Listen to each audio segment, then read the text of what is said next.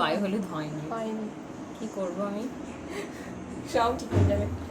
তনুশ্রী আগে আগে যেটা বলো সেটা হচ্ছে কালকে মেকআপটা কতক্ষণ স্টে করেছে? অনেকক্ষণ। আমি ওটা তুলেছি রাত্রি 10:30 11টা নাগাদ। অ্যাজ ইট ইজ ছিল একদম, কোথাও কোনো কাজল কিচ্ছু স্মাজ হয়নি, খুব সুন্দর ছিল। আর সবাই খুব প্রশংসা করেছে আমার মেকআপ, শাড়ি পরানো, পুরো লুক খুব ভালো হয়েছে।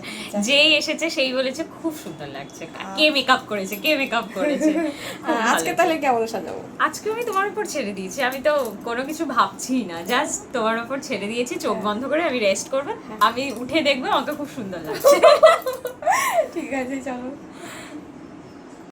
আগের দিনের কাজে এত সুন্দর একটা পজিটিভ রিভিউ নিয়ে কাজটা শুরু করলাম, আর সত্যি কথা বলতে পুরোটাই আমি আমার মতো করেছি।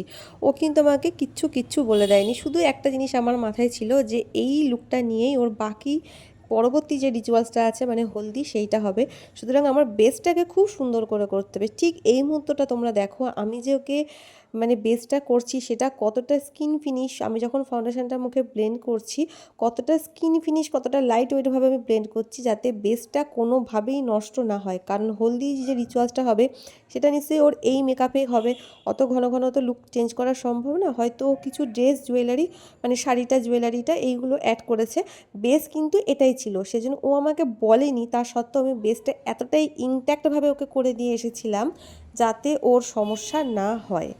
তো পুরোটাই কাজটা আমি আমার মতো করেছি, আমি আবারও বললাম, কারণ ওর দিক থেকে কোনো ডিমান্ডই ছিল না, ও পুরোটাই ছেড়েছিল আমার ওপর। এই তো কথা বলতে বলতে একদম লাস্ট লুকের দিকে চলে এসেছি।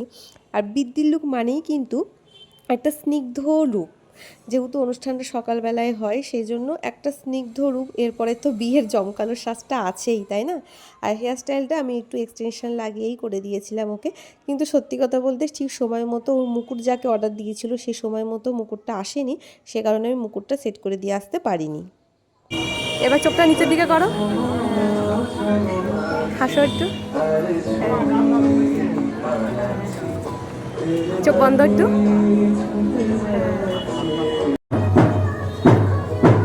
পছন্দ হয়েছে আজকের লুকটা? এটাই আমার বিয়ে, বাকি তো ঠিক একদম ঠিক। আচ্ছা।